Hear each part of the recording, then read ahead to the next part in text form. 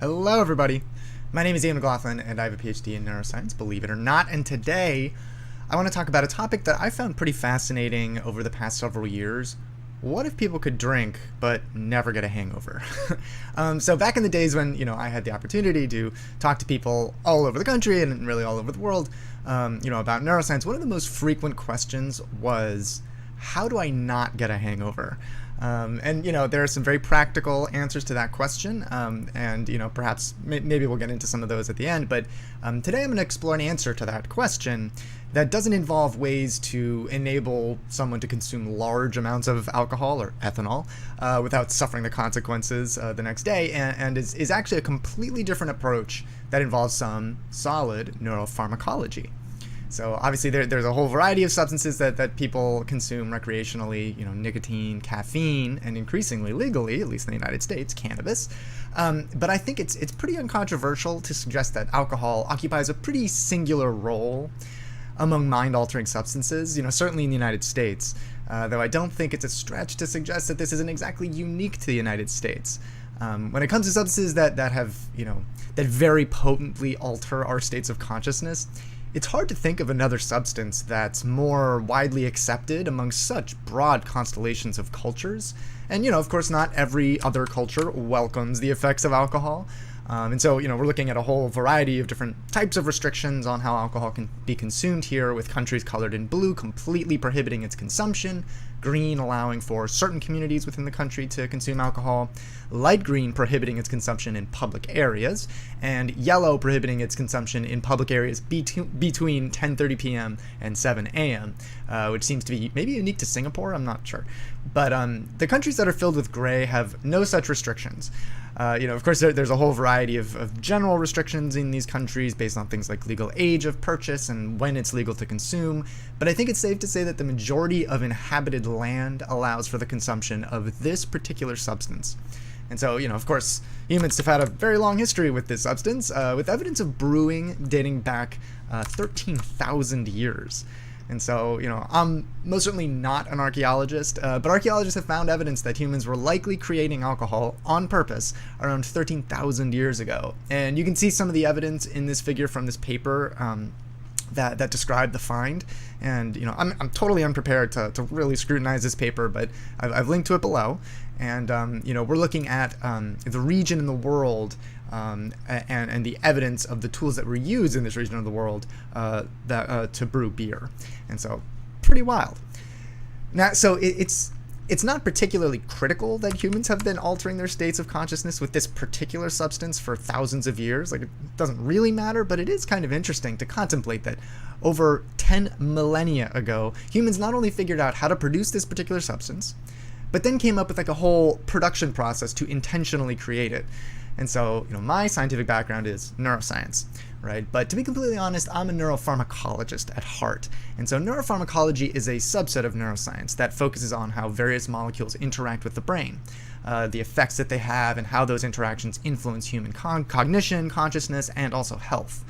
And so this is as opposed to, other subsets of neuroscience, like cognitive neuroscience, electrophysiology, molecular biology, and behavioral neuroscience, developmental neuroscience, right? And there's just a bunch of others, right? And to be clear, it's not like the divisions between these subsets of the field are particularly rigid, right? So, my research required me to do a fair bit of behavioral neuroscience, and I worked with electrophysiology and molecular biology. I made viruses that had specific effects that I needed to conduct my experiments. And that kind of dynamic is pretty common within the broader discipline of neuroscience. It's pretty rare that someone exclusively works within any one of those subdisciplines. And it's generally prudent to sort of swim in all the different waters to be able to conduct more interesting experiments, try to answer more interesting questions. But I said I'm a neuropharmacologist at heart, right? By that, I mean that, the thing that really got me into the discipline was a curiosity emerging from how it is that various substances influence how people experience the world. And so initially, for me, it was caffeine. And so caffeine is easily one of the most widely consumed drugs in the world. Actually, it is the most widely consumed drug. And I know that, many of those countries that prohibit alcohol consumption are known for consuming prodigious doses of caffeine. I saw it firsthand. And so anyways, I found caffeine super fascinating as a kid, right? I knew it was a stimulant, but I never really understood what that meant beyond like it just made people feel stimulated. Okay, it's a stimulant, but why? Why does this particular molecule stimulate people while, something like broccoli or red meat or vitamins or whatever, well, why does caffeine in particular make people feel more energetic, whereas most other molecules in the world don't? And down the rabbit hole I went, right? Caffeine is a stimulant because it interacts with a specific receptor in the brain that normally binds a neurotransmitter, which are just little molecules that carry signals between our neurons, right? Okay, but why is that stimulating? Well, because that receptor, the adenosine receptor, happens to play a role in determining how tired we feel over the course of a day. The more of those receptors that are bound, the more tired we feel. And that tends to happen more and more the longer that we're awake, almost like a clock, right? But why is that stimulating? Why is interacting with that receptor stimulating? Why is this molecule stimulating? And so, the downstream consequence is that other neurotransmitters, once caffeine binds the adenosine receptor, other neurotransmitters end up being released, right? Neurotransmitters like catecholamines, things like norepinephrine and dopamine. And those neurotransmitters are involved in making us more alert and aware of our surroundings. In evolutionary terms, preparing us for fight or flight, or seizing on opportunities, right? And as you can see, right, there's like this infinite regression of questions to try and understand why it is that this one tiny little molecule not only makes people feel like they have more energy, but is also consumed by millions of people on a daily basis. And so for me, that's pretty magical. But when we turn our attention to the truly massive spectrum of molecules that alter our state of consciousness, in almost innumerable ways, it was just like I discovered this entire field of science that, at least to me, was essentially indistinguishable from sorcery. And so, I can make a molecule, and that molecule will change how someone experiences the world. That's magic. And so even beyond that, which I think is super cool, neuropharmacology is also one of the most reliable ways for us to understand human consciousness. So hear me out. One of the sort of central tactics that we use in neuroscience, and science broadly speaking, to understand how the brain works is by messing with it. Right? You can change the way one particular system within the brain is working by breaking it or by making it more or less active. And then you see how the overall output of the brain changes just by tweaking that one little part of it.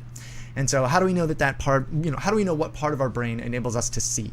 So, the predecessors to scientists hundreds of years ago recognized that, when people had severe injuries to the back of the head, their vision would deteriorate, specifically their vision.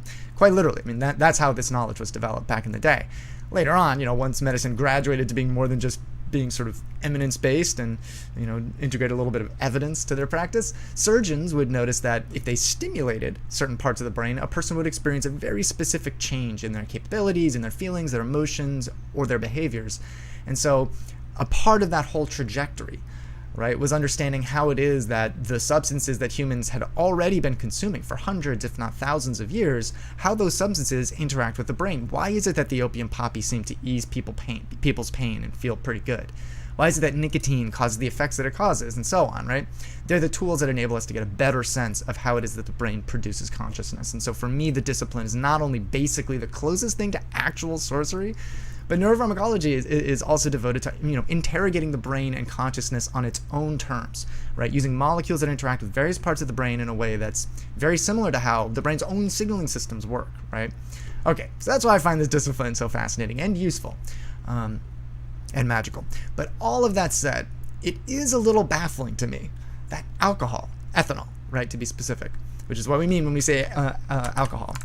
Why it is that ethanol has basically become the go-to substance for hundreds of, millions, billions of humans for purely recreational purposes. Or, was it always purely recreational? So by the way, and this is maybe only captivating to me, but it's is it not kind of wild that such a simple molecule, right, literally just 2 carbons, 6 hydrogens, and 1 oxygen atom, right, is capable of inducing such a radically altered state of consciousness? Isn't that kind of wild? Look at the size of caffeine. Look at the size of ethanol. And just forgive this tangent, but check out the molecule, the structure of LSD. Now, that's a pretty big molecule, right? And obviously, I'm basically comparing like apples to like neutron stars, but I don't know. It's just kind of like fascinating to me that molecules of pretty radically differing complexity can both very effectively alter our states of consciousness, obviously in very, very different ways.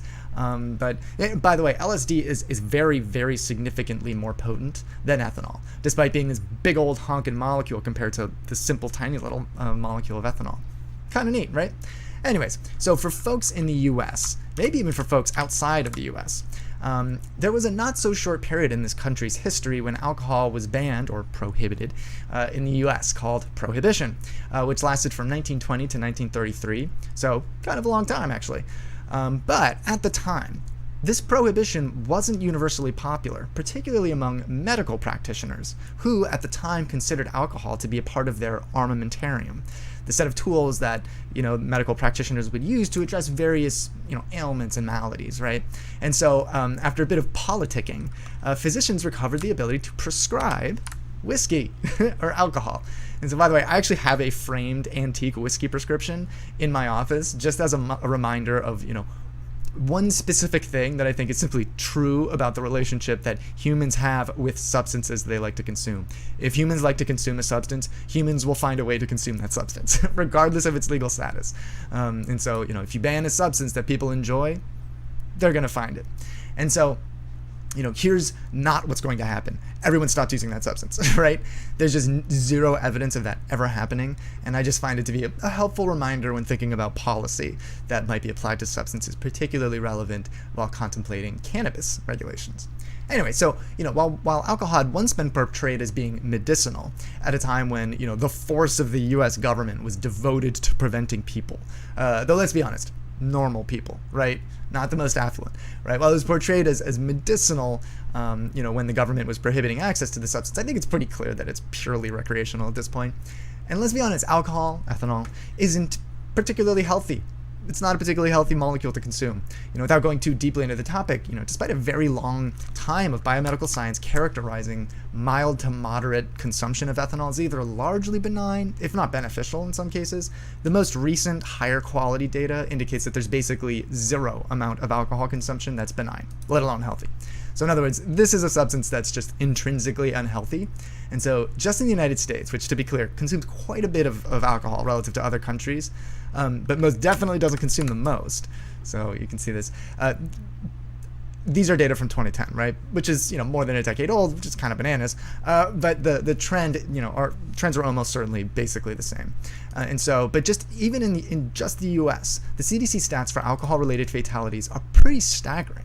So excessive alcohol use is responsible for over 95,000 fatalities every year in the United States, which puts it above diabetes, about 88,000 fatalities per year for diabetes. That means 261 people in the US die from excessive alcohol use per day.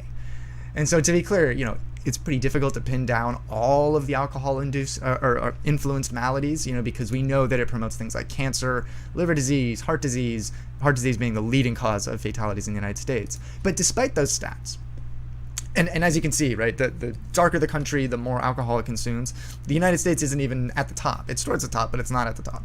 And but so despite those stats, right, I submit to you that just because a substance is used recreationally doesn't mean that it's bad or pointless or even that it shouldn't be consumed. But if there's an opportunity to address the shortcomings of a substance that people quite clearly enjoy quite a bit, and will find a way to consume no matter what, right? If there's a way to improve on that substance, then I think that's a massive opportunity to improve public health in a way that isn't completely incompatible, right, with human behavior and predispositions.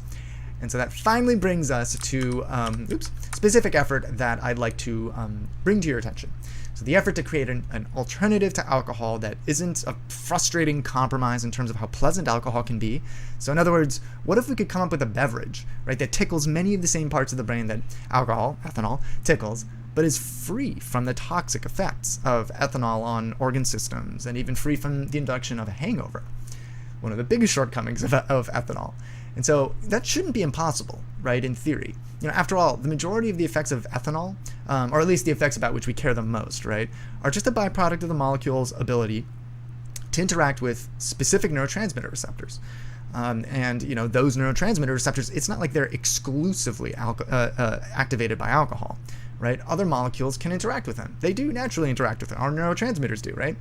And so to be clear, like, there have been other substances that have been described as alternatives to alcohol over the years and have sort of been used as alternatives. Things like GHB and phenibut have been characterized as being sort of like potential alternatives, and both have sort of interesting backstories. But the reality is both of those substances have pretty distinct effects, as well as a whole variety of their own ramifications in terms of like effects and consequences of their use. Maybe a story for another day, but there's been an authentic effort to develop an alcohol alternative that's headed up by a pretty world-renowned neuropharmacologist at the helm, right? Professor David Nutt.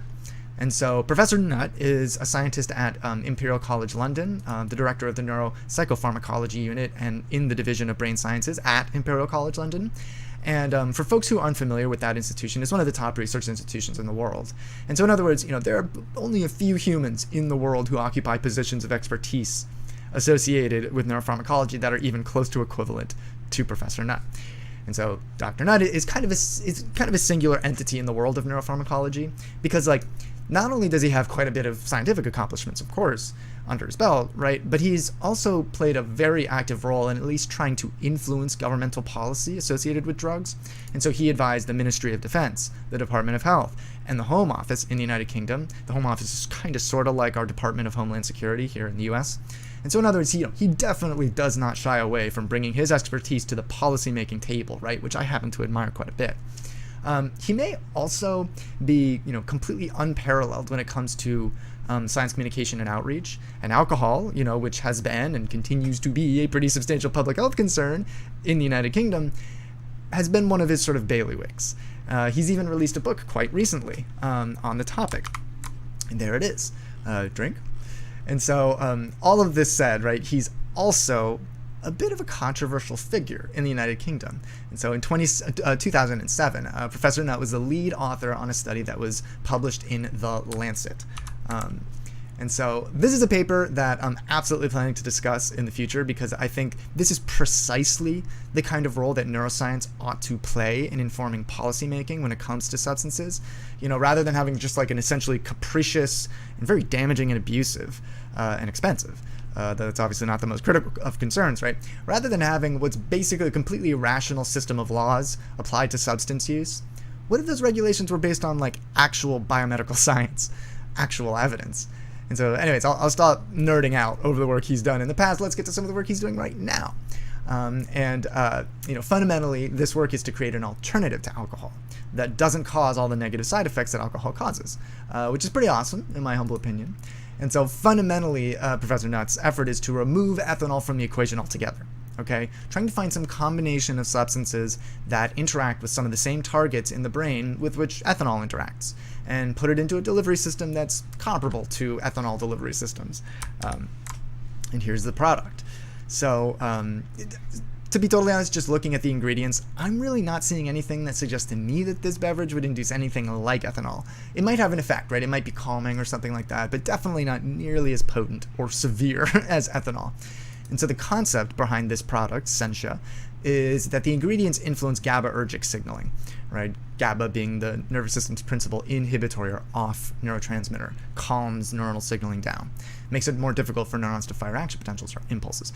And I'm sure Nutt is very well aware of this, but GABA signaling is just one small part of the broader pharmacology of ethanol. Ethanol does way more than just influence GABA signaling. And so I'm sure this is an interesting beverage, and I'd really love to try it, to be totally honest, but I'm sure it's pretty subtle compared to ethanol. However, there's an interesting effort, there's an interesting effort to address the ethanol molecule itself, okay? Basically by altering, which one is it? Oh, there we go. Okay, so the goal is not to remove ethanol from the equation, right? So basically by like subtly altering the ethanol molecule, right? Remember this super simple little molecule? Replacing a hydrogen atom within the ethanol molecule with a deuterium atom. Deuterium is basically a heavier version of a hydrogen atom, right? The way that the ethanol molecule is processed by the body changes. Just that subtle change tweaking, modifying or substituting hydrogen for heavy hydrogen. And so doing that changes the rate at which ethanol is converted to one molecule, which is then converted to two other molecules when we drink it, right? It slows down that process, that heavy hydrogen. But that middle molecule, the thing that ethanol becomes when it first hits our body, acetaldehyde is what that molecule is called. That molecule is thought to be responsible for the majority of the ferocious effects of ethanol. And so basically, after we drink ethanol, our bodies convert ethanol molecules into another molecule called acetaldehyde, which is then converted into two other molecules, acetic acid and acetyl coenzyme A.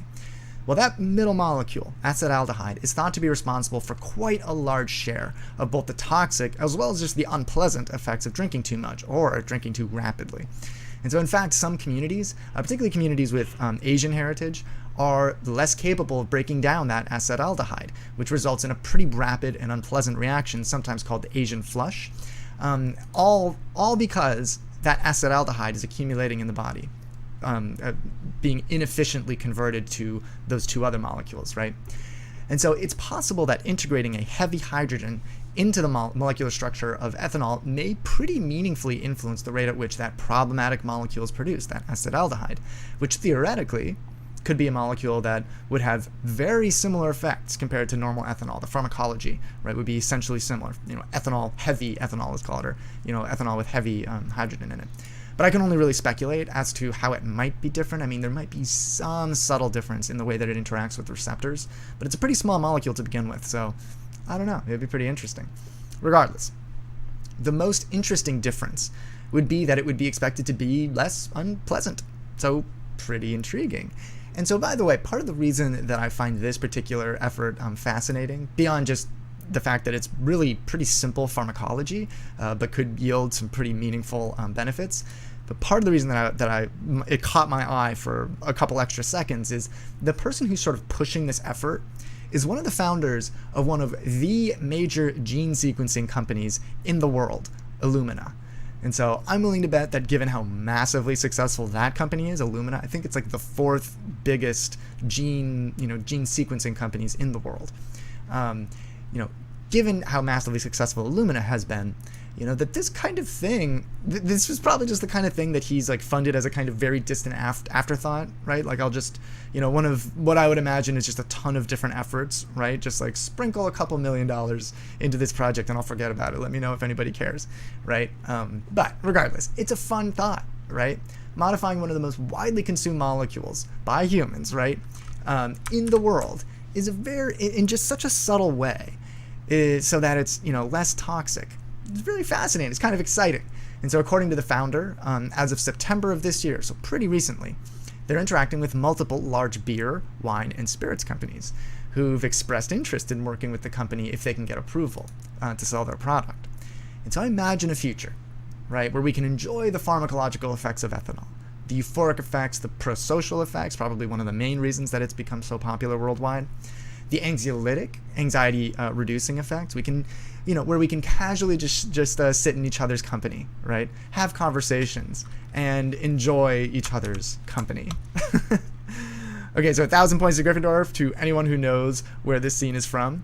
But in all seriousness, it seems absolutely possible to me that, where we could have either some combination of substances like sentia, like David Nutt's product, or just a modified ethanol molecule that could plausibly replace one of the most widely consumed mind-altering substances in the world over the course of human evolution. Since that substance is responsible for some of the loveliest experiences that humans can have, right? But it's also responsible for a disproportionate share of human suffering. All right. That's what I have for you today. If you enjoy exploring topics in biomedical science, maybe you'll consider subscribing and liking, all that kind of thing. Otherwise, I'll be here next week with a new topic. Thanks for watching.